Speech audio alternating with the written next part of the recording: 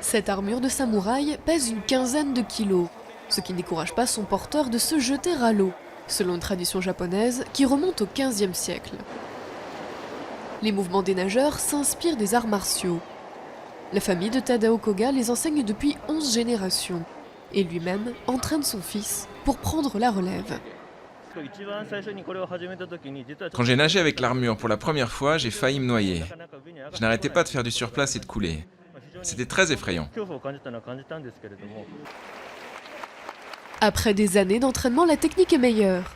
Mais le maître n'est pas encore satisfait de son élève. Il a des jambes puissantes, donc s'il s'était entraîné davantage, il aurait pu mieux nager. Mais il travaille maintenant, donc il manque un peu d'entraînement. Cette performance est aussi une technique de survie, censée permettre de braver vagues et courants violents.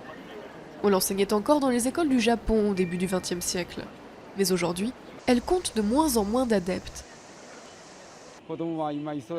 Les enfants sont tellement occupés aujourd'hui. Ils veulent jouer au football et au baseball. J'aimerais qu'ils fassent de la natation aussi. Autrefois pratiquée par les samouraïs, cette nage rencontre aujourd'hui un succès inattendu auprès des personnes âgées, notamment des femmes ayant passé la soixantaine.